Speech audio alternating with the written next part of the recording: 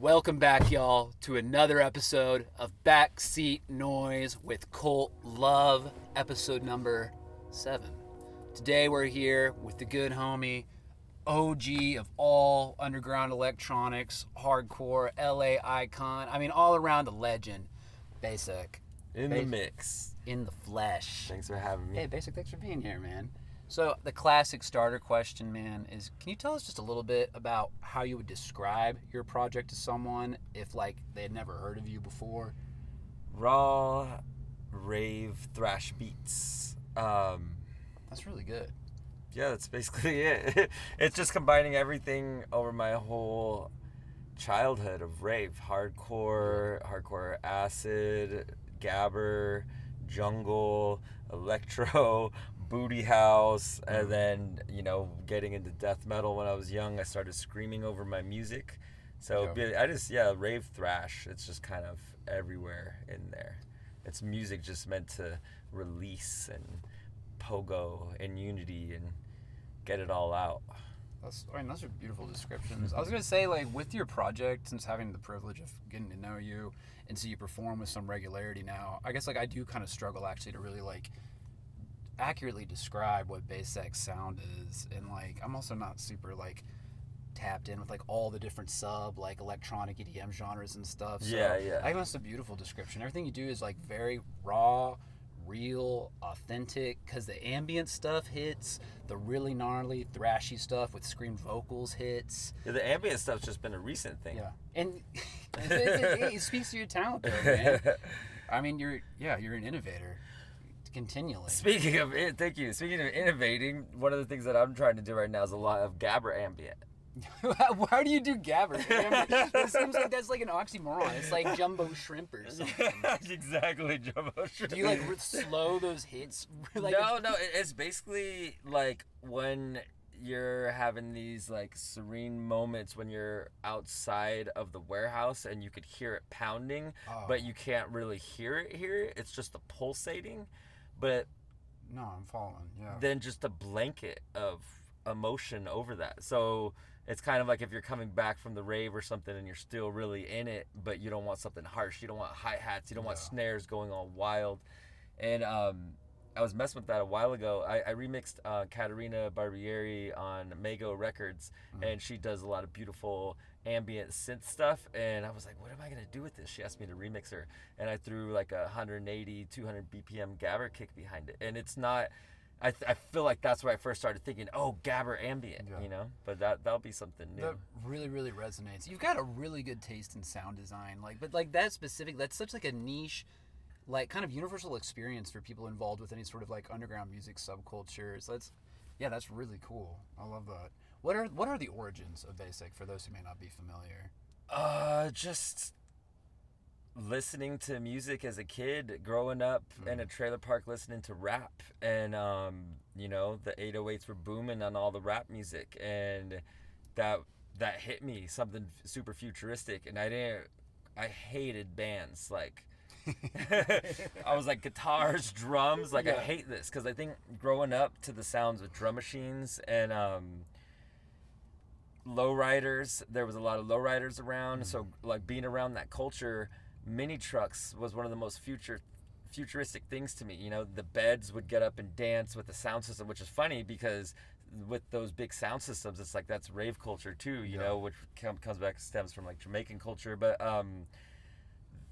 people would make these bass tapes, and at the swap meet we found a tape called Bass 305, because everyone was just bass tape, and we're how do we find these bass tapes? Who are the artists? So at the swap meet, when we were walking through all the people that sound the cassettes, we could hear doom doom doom doom doom doom doom doom doom doom, and the subwoofers just working out, and I think that hit me so much. And I think a lot of people back in the days when they first heard electro and they heard these synthesized sounds of lasers, like Planet Rock, boom, boom, boom, boom, and you're what is this? And to me, that was the most futuristic ever. And then, so my brother's a couple years older.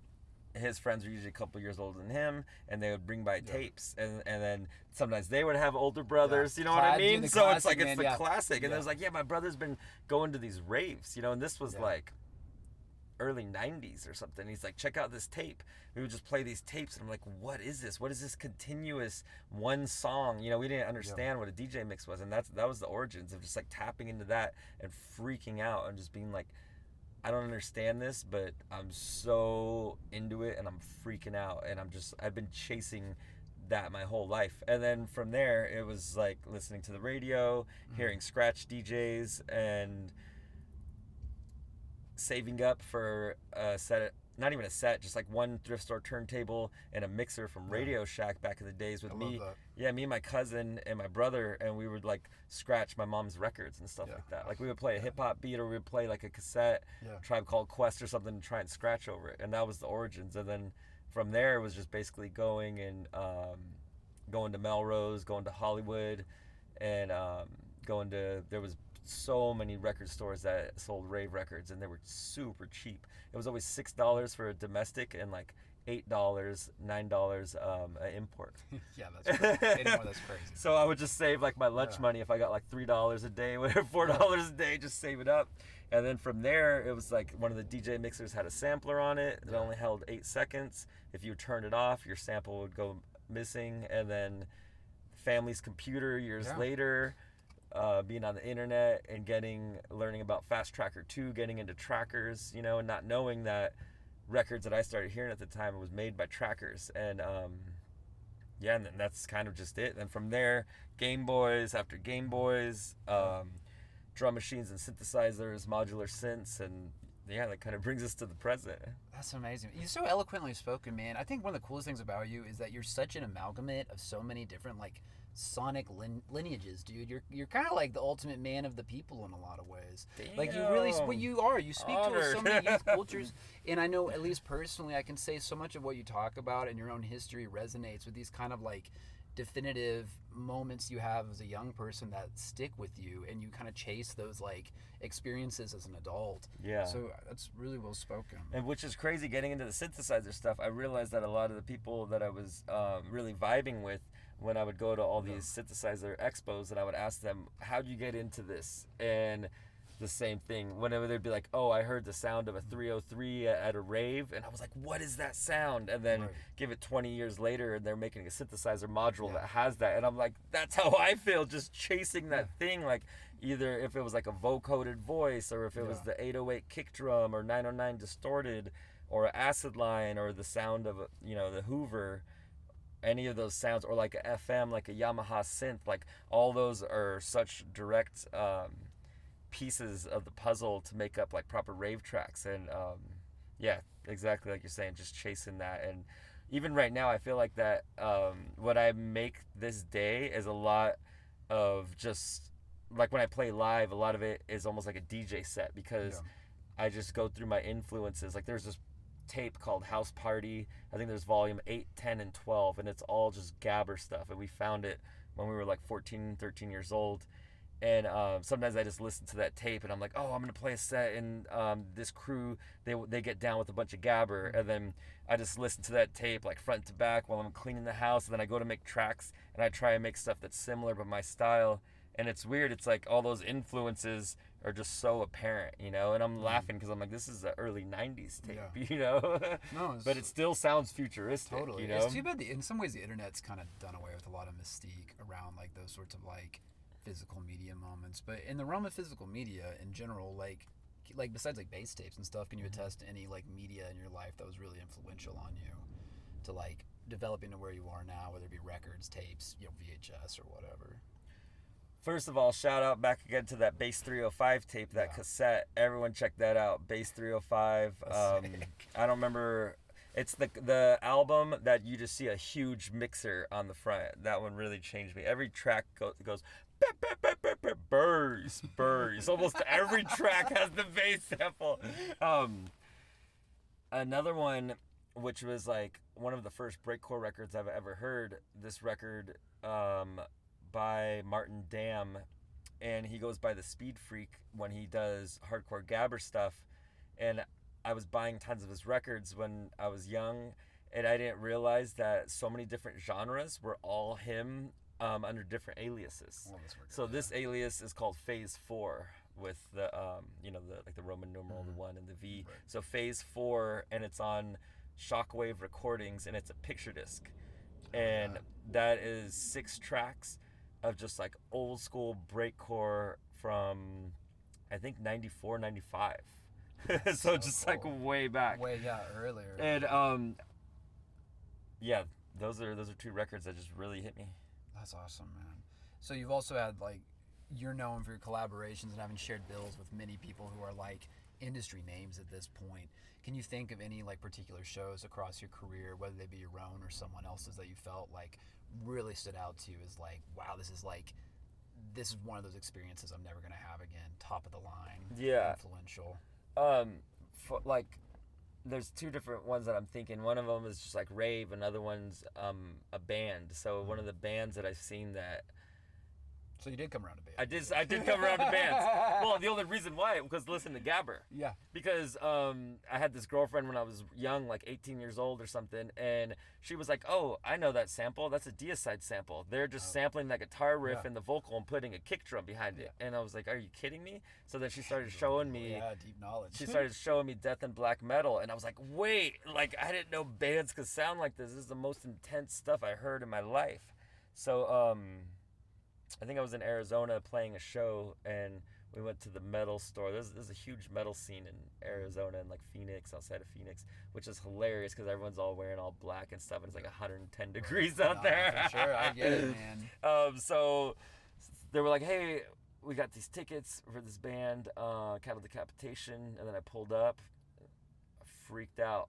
And I was like, this is one of my favorite bands now in the world. And so I went to one of their shows early on, and just the dude Travis, his vocals are just bananas. And then watching him perform, it's pretty comical because he was just going wild. I mean, not only were they super on point, he's hawking loogies in the air and like catching them with his mouth again and spitting them out. And I'm just like, this is nasty, gnarly. I guess it goes with the music, Right. Really good show. I don't remember who they played with, actually. Yeah, I have no idea. So cool, though. And for electronic ones, actually, you know what? Okay, I was gonna say one of my shows, because there's this show that me and my friend Marcy did for my birthday. But damn, it's kind of a toss-up because we had Justin Pearson from the Locusts. He has this band called All Leather, and it's like electronic punk.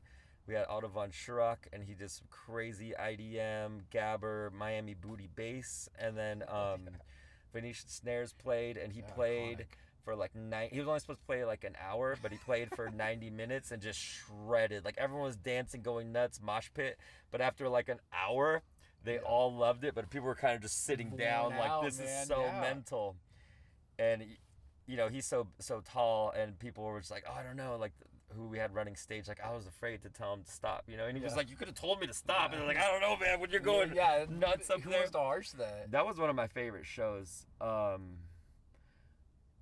But I was gonna say another one, a contender, is Xanopticon. I used to tour with him a lot in Europe, and he does like 180 BPM laser breakcore IDM stuff, and just hearing him, it wasn't like one show, but just touring with him and hearing that on huge sound systems night after night, I was just like, everyone has to check out Xanopticon. I feel like a lot of people were not tuned into that type of music back then, and that's why we always used to pull up to Europe. But now there's like, I feel like it's been hitting in the States more. So yeah, just hearing Xanopticon just brain melt. Like, he was one of the first artists a long time ago that he was sending us tracks like on AOL Instant Messenger. Hell yeah. And we're like, how did you make this track? And he's just like, oh, I'm using this Windows program called Drum Synth. And it was just a bunch of sine waves, and he would just sound design all his hits. So cool. And that's what turned me on of what sound design even is. Because I was like, what do you mean you made this from just sine waves? Just and you listen to the track, and it's just nuts, And he sent me the program, and I sat there for like a day, and I was like, I don't know anything. I have no idea. Yeah. That's wicked, man. Those are all such insane stories. Well, here's a last one, probably a hard one for you. Is a man of the gear. Favorite piece of gear? I think what I'm gonna do a little set with is been my favorite. I really locked in years ago. I hated it when it first came out, and I worked with the company and they hooked me up with it, and I was like, I don't really get down with this. But now I'm obsessed, and I have 2 of them, and I use it for all my live shows. Is Electron Analog Rhythm Mark II. I'm obsessed with it. It's analog drum machine. I mean, they market it as that, but it's a full workstation. You could do synth lines in it. You could do dual layers of a analog and sample in there. So every single channel you could layer with 2 sounds. Crazy. But yeah, analog rhythm Mark II. Shout out Electron. Oh yeah, you're a prodigy, man. Well, Baseck, it's an honor, dude. We appreciate you chatting with us. Yeah. We'll get down to it. We'll be right back. Ladies and gentlemen, Baseck. In the mix. In the flesh.